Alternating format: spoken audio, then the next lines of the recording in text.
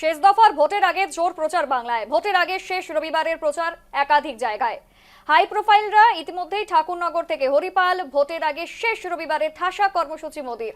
কলকাতায় road show, দুপুর 1:30 নাগাদ ঠাকুরনগরে নরেন্দ্র মোদির জনসভা, দুপুর 2 নাগাদ মতুয়া ঠাকুর মন্দিরে পুজো দর্শন এবং তারপর সোজাসুজি হুগলি, 3:30 নাগাদ হুগলির হরিপালে জনসভা রয়েছে প্রধানমন্ত্রী। ওই জনসভার পর কলকাতায় রোড শো রয়েছে মোদিজির। বিকেল 5:15 ঠনঠনিয়া কালীবাড়িতে পুজো দেবেন প্রধানমন্ত্রী নরেন্দ্র মোদী। অন্যদিকে ভোটের আগে শেষ রবিবারে ঠাসা কর্মসূচি রয়েছে তৃণমূলেরও। এই মুহূর্তে ভবানীপুরে রয়েছেন প্রতিনিধি সুপ্রীতি। আমরা সরাসরি কিন্তু তার কাছে চলে যাব। এরপর ঠিক কি ছবি উঠে আসে সেখান থেকে আমরা সেই দিকেও নজর রাখবো। দেখানো হচ্ছে সেই ছবি যেখানে কিন্তু ইতিমধ্যেই বিজেপির হাই প্রোফাইলরা প্রচারের ময়দানে নেমেছে। শেষ রবিবার এবং প্রচারে ব্যস্ত সকলেই। ঠিক একই ছবি তৃণমূলের তরফ থেকে উঠে আসছে। যেমনটা বলছিলাম, সুপ্রীতি আমাদের সঙ্গে রয়েছে। সুপ্রীতির কাছে চলে যাবো। সুপ্রীতি, ঠিক আজ টানা কর্মসূচি রয়েছে প্রধানমন্ত্রীর, সেই সঙ্গে কিন্তু তৃণমূলেরও পাল্টা কর্মসূচি রয়েছে। ঠিক কতটা সেখানে একেবারে উত্তেজনার পারদ চড়ছে?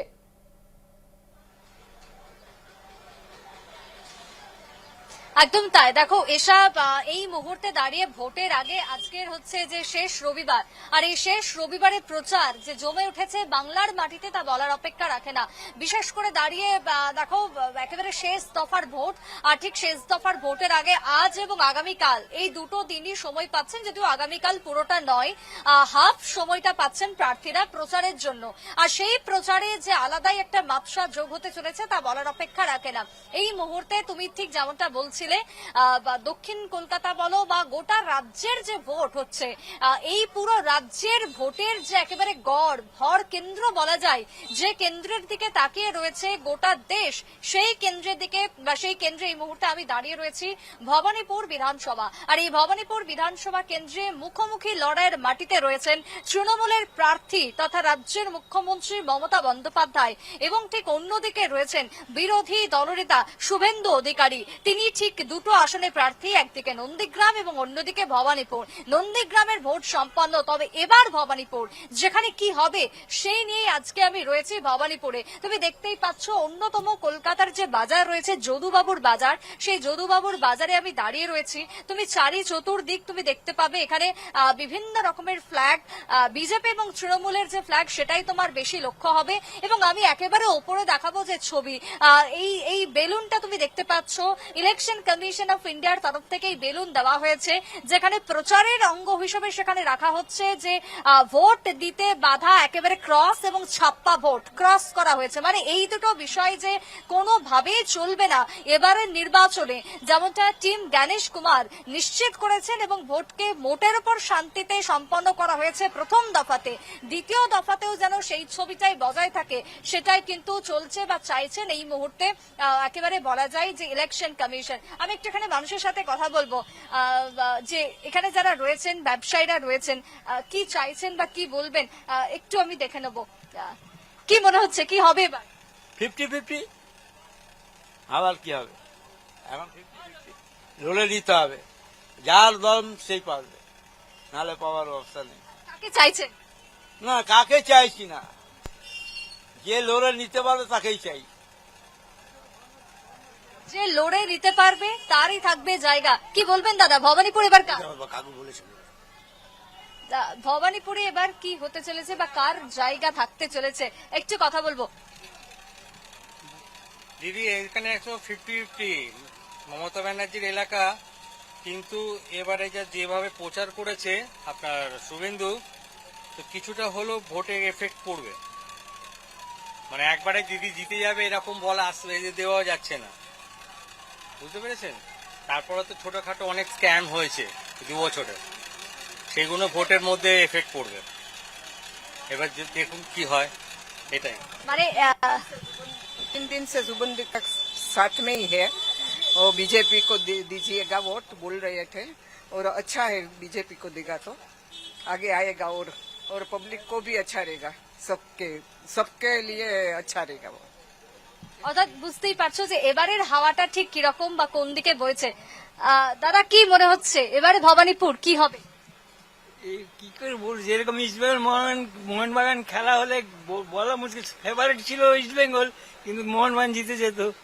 এখন এই খেলাটাও ওই রকমই লাগছে, যে আমরা তো ভাবছি দিদি জিতবে, কিন্তু বলা যায় না, যদি উল্টে যায়, শুভেন্দু জিতে যায়, এখন কিছু বলা যাচ্ছে না।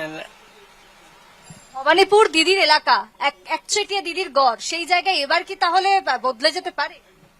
বদলে যেতে পারে, কেন আমরা এর আগে যে ইলেকশন হয়েছিল নন্দীগ্রামে শুভেন্দু জিতেছিল দিদির আগেন্স্টে, আমরা তো কোনোদিন ভাবতে পারিনি কি দিদি আগেন্স্টে জিতবে, কিন্তু জিতে গেল। ওই খেলায় কে কখন জিতবে বলা মুশকিল, এটাও সেই খেলা হচ্ছে, কে জিতবে বলা মুশকিল। মানে খেলা হচ্ছে মোহনবাগান বা ইস্ট বেঙ্গলের ম্যাচে ঠিক যেরকম টান টান উত্তেজনা থাকে, সেই উত্তেজনা এবারের ভবানীপুরের মাটিতে সমানভাবে পরিলক্ষিত হচ্ছে। এখানে আরো অনেক দোকান রয়েছেন, ব্যবসায়ীরা রয়েছেন, তারা কি বলবেন এবারে ভবানীপুর হয়ে গেছে, একজন ইন্টারভিউ নিয়ে গেছে, আর দরকার নেই। আচ্ছা, সবাই বুঝতেই পারছো যে এখানে ভবানীপুর কার, কি বলবেন মানুষজন সে কথাই আমরা জানার চেষ্টা করছি। আর অনেকেই রয়েছেন এখানে ব্যবসায়ীরা, তাদের সাথে একটু কথা বলে নেবার চেষ্টা করব। দাদা কি বলবেন, ভবানীপুরে এবার কি হবে? বলেছি অনেকেই বিষয়গুলো নিয়ে, রাজনীতির ব্যাপার অনেকেই মুখ খুলতে নারাজ, তবে ভবানীপুরে কি বা কার কথা বা কার এখানে দাপট বেশি, সেদিকে দাঁড়িয়ে আমরা যেমনটা জানতে পারছি, আমরা একটু বাইরের দিকেও যাওয়ার চেষ্টা করব, যেখানে তোমার অনেক মানুষজন এখানে রয়েছেন, যারা প্রত্যেকেই একটা কথাই তুলে ধরছেন যে এখানে এবারে যে ছবি দেখা যাচ্ছে তাতে করে কিন্তু 50-50 চান্স রয়েছে, অর্থাৎ কোনো কিছুই কিন্তু দেখো পরিষ্কারভাবে বলা সম্ভব হচ্ছে না কি হবে বা কি হতে চলেছে এখনো পর্যন্ত। তুমি যেমনটা দেখেছো যে 23 তারিখে যে ভোট বা যে প্রথম দফা সম্পন্ন হয়েছে, তারপরে কিন্তু অনেকেই অনেক বিষয় নিয়ে এখনো পর্যন্ত কনফিউজ যে রয়েছে এবারের ভোটে, সেই ছবিটাই কিন্তু এক প্রকার বলা যায় উঠে আসছে। ভবানীপুরে যে শুধুমাত্র হিন্দু ভোটার তেমনটা নয়, এখানে কিন্তু নানান রকমের ভোটার রয়েছে, ইকুয়েশন অনেকগুলোই রয়েছে। সেই অনুযায়ী এখানে বহু মানুষ, যারা তোমার বিভিন্ন ধর্ম, বিভিন্ন জাতি, বিভিন্ন অংশের মানুষের বসবাস রয়েছে এই ভবানীপুরে। দিদি क्या होगा, क्या लेट्स सी, इस बार बीजेपी आने का चांसेस ज्यादा लग रहा है, सो लेट्स सी क्या होता है। यस, क्यों ऐसा लग रहा है? लग रहा है कि आना चाहिए इस बार बीजेपी। लेट्स सी, क्योंकि इस बार अगर नहीं आ पाए तो और कभी नहीं आ पाएगा। क्या गुजराती? यस यस, गुजराती का इधर शुभेंदु अधिकारी का ज्यादा वोट बैंक है, सब लोग बोल रहे हैं, क्या ये सच है? इतना डीप में तो नहीं पता, बट लेट्स होप कि इस बार बीजेपी आए तो अच्छा है। दादा की बोल रहे? আমি ওই সম্বন্ধে কিছু বলার মধ্যে নেই, ওসব অভিজ্ঞতা আমার নেই, আমার এই ব্যবসার নিয়ে অভিজ্ঞতা আছে, বাস। হ্যাঁ, ভালো চলে গেল, আমি এটাই তো আমি আমার কামনা আমি করবো যে আমার ভালো হয়। অর্থাৎ অনেকেই রয়েছেন যারা ব্যবসা ভালোভাবে হোক, উন্নয়ন হোক, সেটাই দাবি করছেন। আবার এখানে শুধুমাত্র যেমনটা তোমাকে বলছিলাম যে শুধু হিন্দু ভোটার তেমনটা নয়, এখানে কিন্তু রয়েছে গুজরাটি ভোটার, এখানে রয়েছে সংখ্যালঘু ভোটার, এখানে বিভিন্ন অংশের ভোটার যেহেতু রয়েছে, তাই সেই ইকুয়েশন বা সেই ভোটের যে ভাগটা, সেটাও কিন্তু লক্ষ্য করা যাচ্ছে। দাদা কি বলবেন, ভবানীপুরে কি হবে? এটা কোনো বলা যায় নাকি? ভোটের কখনো প্রেডিকশন করা খুব মুশকিল আগে থেকে, যে যতই হেভি ওয়েট থাকুক, কারণ অনেককেই অনেক জায়গায় হারতে হয়েছে, আবার অনেকে জায়গায় অভাবনীয়ভাবে জিতে গেছে, সুতরাং এটা কি বলা যায়?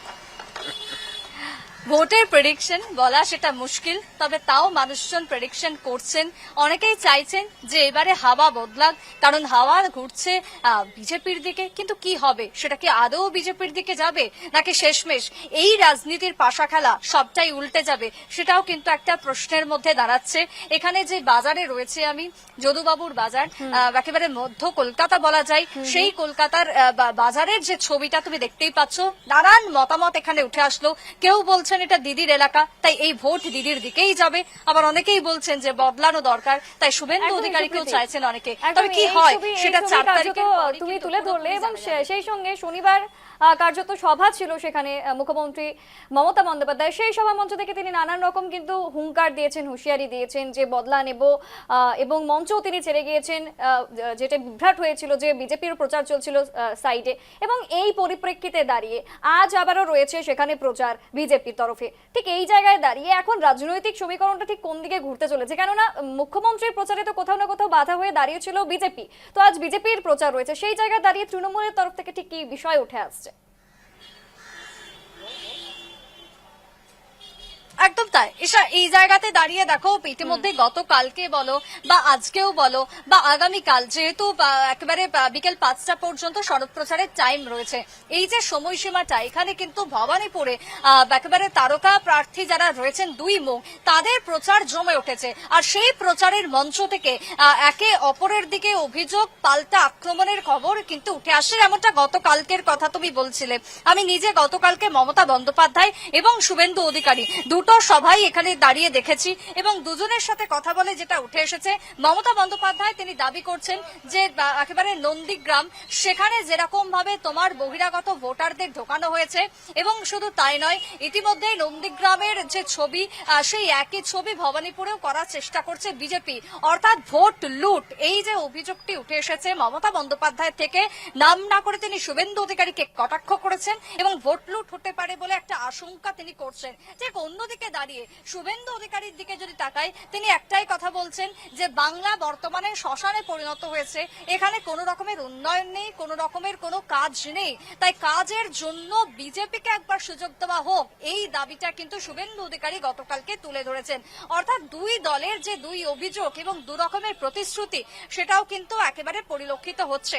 সব মিলিয়ে দাঁড়িয়ে দেখো ভোটের ইতিমধ্যে যে আমরা যদি ছবিটা দেখতে পারি, আগামীকাল পরশুদিন যে ভোট রয়েছে দ্বিতীয় দফা বা শেষ দফা, সেই ভোটে জনতার রায় কোন দিকে যাবে সেটা কিন্তু 4 তারিখেই সম্পূর্ণভাবে জানা যাবে। তবে একটা বিরাট বড় হাওয়া বিজেপির পক্ষে বয়ে গেলেও কার্যত পক্ষে আদেও কি বাংলা পরিবর্তন চাইছে নাকি এসআইআর ভয়ে এই ভোট পার্সেন্টেজ বাড়ছে, ভোট কাস্টিং বাড়ছে, সেটাও কিন্তু একটা বড় এই মুহূর্তে দেখার বিষয় হয়ে দাঁড়িয়েছে। তবে আরো একটি বিষয় পরিষ্কার এসা, যে ইলেকশন কমিশন এবারের ভোটে যেভাবে নিরাপত্তা রেখেছে, যেভাবে তোমার নিরাপত্তার দুর্গ তৈরি করেছে, সেই দুর্গ ভেদ করে এবারে ভোটে কোন রকমের যে অনিয়মের ছবি লক্ষ্য করা যাবে না খুব একটা, সেটাও কিন্তু একেবারে পরিষ্কার হয়ে দাঁড়িয়েছে এই মুহূর্তে। যদিও সেটা ভবানীপুর হোক বা তুমি ভাঙড় বলো বা তুমি ব্যারাকপুর বলো, যে কোনো তুমি কেন্দ্রের কথা বলো, সব জায়গাতেই প্রশংসনীয় তাদের এই উদ্যোগ, যথেষ্ট প্রশংসনীয় তাদের এই কর্মের জন্যই কিন্তু একেবারে প্রথম দফার আমরা নির্বাচন দেখেছি, প্রথমবার বাংলা একেবারে কিন্তু শান্তিপূর্ণভাবে নির্বাচন হয়েছে কয়েকটি বিক্ষিপ্ত ঘটনা ছাড়া। সুপ্রীতি, তোমাকে ধন্যবাদ। পরবর্তীতে তোমার সঙ্গে আবারও যোগাযোগ করা হবে। বিভিন্ন জায়গার ছবি তুমি তুলে ধরছো, ভবানীপুরের মানুষ ঠিক কি চাইছে, পশ্চিমবঙ্গের মানুষ ঠিক কি চাইছে, কোথাও 50-50, কোথাও বলা হচ্ছে যে দিদি জিতবে, কোথাও বলা হচ্ছে যে মোদিজি জিতবে। ঠিক কি হয় এটা কিন্তু আসন্ন 4 মে বলবে।